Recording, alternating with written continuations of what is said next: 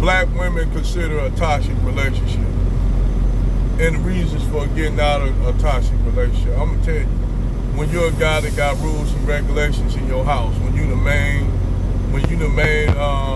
breadwinner in the house,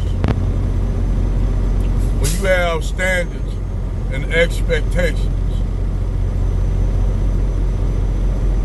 that's what make you a toxic man. If you put down rules and regulations for your house, for your wife and your children, everyone to go with, you consider toxic as a black man. Because as a black man, women figure you shouldn't have no goddamn rules and regulations because you black. You're a black man. You shouldn't have no rules and regulations. Only white Zeddy got rules and regulations that we abide by. You just a nigga, so you don't got no rules and regulations because you black. This is the reason why I tell brothers that divestment is very important, because you're getting rid of a group of women that don't want to be up under your leadership. They rather be up under the leadership of a white man, even if he broke. So when you got a group of women like that, Umar Johnson and none of that came. Look, he is a prime example of that. He got 2 children by 2 women that he tried to tell black men we need to be with. But he ran from them. And now, what happened? He got toxic daughters that just like the mammy that he got where he was trying to escape them from. So they telling you got to get with that. As a black man, you got to accept Keisha being mad. You got to accept Keisha getting everything she wants and sending you through the ringer, and then all of a sudden when she don't want you no more, she want to divorce you. You see, Keisha only shows respect to Brad, Pookie, and Ray Ray. Not you, Jamal. Not you, Raheem. Not you, Lucius. Now they'll show respect to you because you a regular brother. You work a 9 to 5, blue collar, white collar job. You a good guy. You ain't white. You ain't a white man. Like we all know, black women that sit up here talk all this loyalty bullshit. The only reason why we don't go over the fence because we love bullshit. A lot of y'all can't go over the fence because a lot of y'all can't hold that veneer for too long with Brad. Oh, you got black women that did try to go over the fence and they failed at it miserably. They was just getting ran through by Brad, and Brad really didn't offer them nothing but some Johnson. Some Johnson and Johnson. Or he went back over the fence and got with Becky, or he had him a wife and used them as a side chick. Like, remember that cop down there in Georgia that had that black woman for a side chick?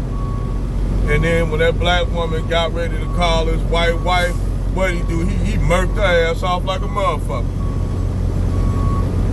And see, that's what a lot of times be happening to these Keishas too. They ain't gonna sit up there, they're Christian encouraging, and all the divestors are trying to cover that shit up about all these Keishas getting sent to the upper room. Sent to the upper room by Brad, but see, they don't, only one black woman that divested, I forgot her name, Diamond, something. She the only one tell black women, y'all need to be careful about the white men y'all date, because some of these white men, she just said it. Some of these white men, they know better than the black men y'all get with. But at least she tell them that. A lot of these Keisha divestment content creators, they don't seem to tell black women that. You already had a black chick that had her hair ran over by a white dude, and then he got off on it. They just, all he did was pay $1,500 to get out, and got smacked with some little fines for running over this black woman head. A young black woman at that, in her 20s, ran over her head. Got away with it. You getting black women left in lakes and shit, tied up. You getting all this shit, but these black women are covering, these divestment chicks are covering this shit up because you gotta make Tyrone the bad guy. Out of everything else, Tyrone gotta be, as they say, Jermaine gotta be the bad guy. Always Jermaine's fault. you get killed, black women get killed by Brad, it's your fault, man. Because you know why? You didn't let her do what the fuck she want to do in that relationship. You didn't want her to be herself in that relationship. You put down rules and regulations as a black man that black women feel they shouldn't have to abide by because you a nigga. You a niker. You shouldn't, how dare you put rules and regulations for a black woman. Man, nigga, you ain't won no wage war, even though we help white men and snitched on you on the plantation every time y'all try to organize to make a move. Us black women send our kids out like sound waves, send the goddamn cassettes out to spy on y'all. That's what black women was doing down on the plantation. When every time brothers try to have an uprising, Keisha, you know what Keisha do? Black women will sit back then on the plantation, they'll send their biracial children out, or their kids out that they know their children out to go and spy on them. They go back to the big house and report in and tell their mama, and then their mama go and tell who? The slave master for Chrissy and Cynthia G. That's why we ain't never won a race war, because y'all ass, your great grandma and great grandmammas were all snitches. They were all snitches. But the funny thing is, for all y'all niggas always have all this vitriol towards for Becky. And Becky stand with black men quicker than Keisha would ever do. But then Becky stand with her man too. So that's fucked up. We got a group of women that's supposed to be related to us genetically, but they're spying us for Brad. Even though Brad don't want them like that. But hey, they want to go divest shit. Hey, I want them to go do that.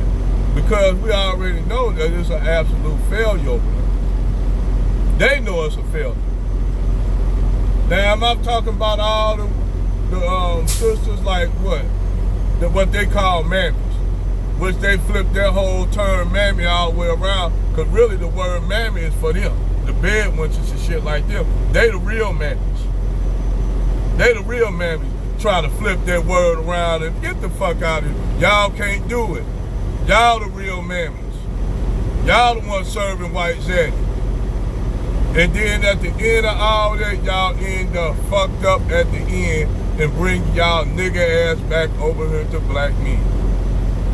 And see what I do, this is what I do.